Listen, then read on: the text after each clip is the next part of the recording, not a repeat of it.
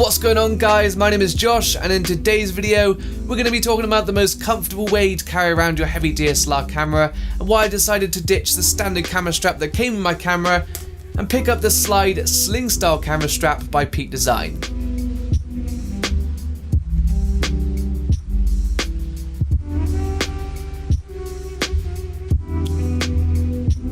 Now, if you're like me and you film a lot of run and gun projects with a lot of handheld work, and you've got a fairly heavy setup like my Canon 80D with the Sigma 18-35, which is around 1500 grams overall, then having a good camera strap is very important. So obviously when you buy a camera, you usually get a standard neck strap with it, like this one here for my Canon 80D. But if you've ever owned one of these before, you know they are not the most comfortable things in the world, and if you're using a fairly heavy setup, it is not ideal to have it hanging around your neck all day. It's just going to give you neck pain and become very uncomfortable. So that's why having a shoulder strap is much better. It's going to take all of that weight off your neck, and after doing a fair amount of research, I've come to the conclusion that the Slide by Peak Design is one of the best options you have.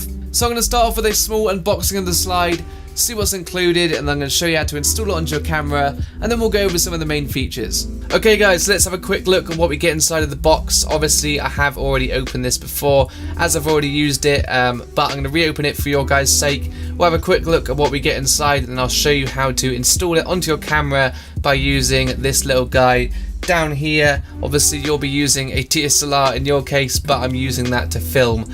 So there we go. Anyway, I don't know about you guys, but I really appreciate good design in packaging, as it really helps make the product feel more premium and luxury, and Peak Design have definitely done a great job on the packaging. So to start with, we've got this nice little door that opens up here. Obviously we've got the camera strap there, and we've got some information about it on the inside of the door. It's actually got a little magnet on the door as well, which keeps it shut, which is a really nice touch in my opinion. But yeah, that's pretty much all for the front of the packaging. You get a nice little view of the product before you open it. Let's get this bad boy open and see what we get inside. So let's open up this little door here, and just like the name suggests, you slide it out like so, and there we go. We've got the camera strap in all its glory. We'll turn this over and we've got more information about how we can wear it and stuff like that. So if we open this up, we get a nice little pouch full of goodies. Let me just empty this out onto the table. There we go. So what have we got here? We've got an Allen wrench for the base plate, putting on the base plate to our camera.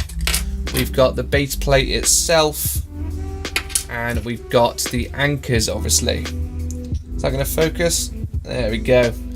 So let's get this out of the packaging and have a closer look at it. Undo these little squiggly plastic things. I don't know what these are called. If anyone knows, let me know down in the comments section below. Try and do this as quick as possible because this video isn't really meant to be a full unboxing. Come on, almost there, and there we go. So I'm going to move all this packaging out of the way for now because we don't need that at the moment. Oh, oopsie daisy. There we go, guys. We've got the strap. And now I'm going to quickly show you how to install it onto your camera. Okay, we got a little bit more room now. We've moved all that packaging out of the way. So the first thing we're going to do is we're going to grab our camera, and we're going to grab our first anchor, and we're going to slide that through the first eyelet on our camera. It's going to be a little bit tricky with this one because these aren't made for such a small camera. But there we go, there's the first one done. Grab our second anchor, do the same again on the other side. Slide that through, and there we go. So to tighten these, all we have to do is loop them over themselves and pull them through. Same again on the other side. Simple as that. And there we go, we got two anchors on the camera. Nice little maracas. And for the base plate, we've got two options. We can either use the base plate that came with the camera strap, this one here, or you can use any tripod base plate you want, really. So if you want to use the tripod base plate, all you have to do is get your anchor and place it between the tripod base plate and your camera, and then just screw that on. We're not going to do that today. We're going to use the one that came with the camera strap. So all you have to do is screw that little bad boy in like that, and then we're going to get it as straight as we can, and then we're going to get our Allen wrench and we're going to tighten that up. Try and get it straight. It's not going to go straight, is it? That'll do. That's as straight as I'm going to get it for this video. So once we've done that, we're going to grab our third little anchor and we're going to put it on either side. I'm going to choose this side for now. Loop that through, loop it over itself and pull it tight. And there we go, guys. That is pretty much installation over. All three anchors are on our camera and they are ready to attach to the camera strap. So to do that, all you have to do is get the other end of the anchor, place it at the top there, and then to tighten it, all you have to do is pull it like that and it will lock into place. Same again with the other side. Put it out there, pull it down, and there we go. So that's pretty much it for installation, guys. It's simple as that. It's really easy, and it'll work a lot better with bigger DSLRs than smaller cameras like this G7X. There are three ways to attach the strap to your camera, and each one has its best use. So the first way is by attaching them to the eyelets of your camera, which are the little metal parts on either side of the camera. This is best if you're using it around your neck, on your shoulder, or if you've got a smaller lens and camera setup. The next way is by attaching one to the eyelet and one to the mounting plate on the bottom of your camera. This is if you're using it in sling over the shoulder mode, and it works best if you've got a heavy long lens like my Sigma 18-35, as it hangs down and doesn't get in the way or bump into things whilst you're walking around. And the third way is by attaching both anchors to the mounting plate on the bottom of the camera. Apparently this is best when you have a flash on top of your camera and you also have a long heavy lens whilst using it in the sling over the shoulder mode. I tend not to use this option very much myself, but it's definitely nice to have it there in case I do need it in the future. So to start with, I love the simple kind of minimalist style to the strap. I was looking at a lot of other straps before I bought this one, and a lot of them kind of follow the same sort of bulky, nerdy camera guy sort of vibe that kind of sticks out in the crowd and makes you look like you want to let everyone know that you know everything about cameras, and that is not something I wanted. I want it to be kind of low profile and kind of stylish, and that's what they've managed to do. They've kind of managed to make it look very similar to your standard shoulder bag strap. So not only is it fashionable, but it also comes in a variety of colours. I think the version that I've got, which is the latest version 3, comes in either black or grey, but some of the older versions come in red and blue as well. So some people will probably tell you that it looks just like a seatbelt, and they're not entirely wrong, as it's made of the exact same material. It's made of nylon webbing, which is very strong. It's not going to break on you, and it's also going to slide over your clothing very easily, hence why they've got the name Slide. But in the case that you don't want it to slide on your clothing, all you have to do is flip over the strap, and it's got a nice amount of grip where the padding is, which is designed to stop it from slipping on your shoulder. Not only that, but it's got a very versatile length with a max length of 57 inches and a minimum length of 39 inches. So you can wear it around your neck, you can wear it over your shoulder, or you can even wear it across your body like I do.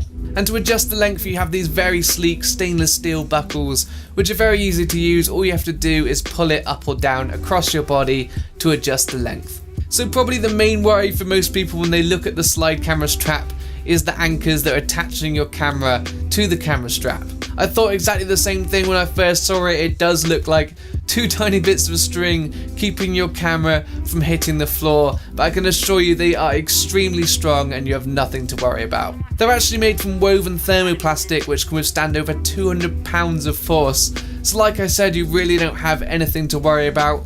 Obviously they will fray over time, but because of this, Peak Design have put in a great little system where when they do start to fray, you'll start to see a yellow bit of material on the inside, and when it's time to get some new ones, you'll see red material. So that's it, you just look out for the red material, and when you see it, you go and get some new anchors and you're good to go. Personally, I think the anchor system is amazing. It makes a nice change from having chains or any metal hanging around your camera.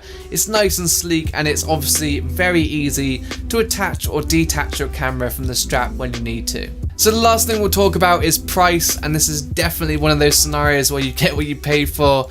So before I bought the slide, I did buy a number of different cheaper options as I was trying to save money and I didn't want to spend loads of money on a strap. But like I said, you get what you pay for, and a lot of them were really badly made. They were uncomfortable, they looked really tacky and just really nerdy, and most of them you could only wear on one side of your shoulder, which is really annoying, and the camera was just like flying about when you're walking. It just wasn't really working.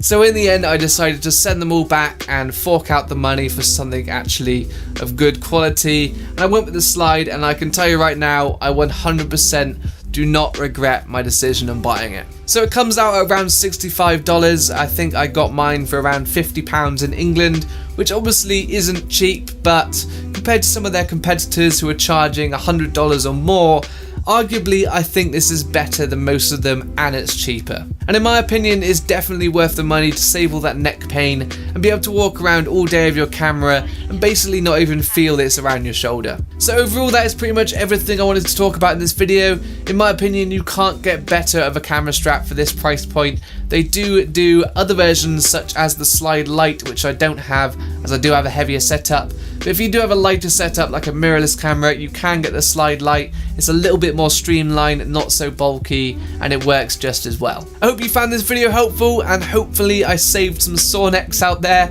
If you want to show your support, please drop a like on the video. It really does help me out. Let me know down in the comments section below if you have any questions about the slide camera strap, or if you have any suggestions for future gear I should buy. Subscribe if you haven't already, and I'll see you in the next video.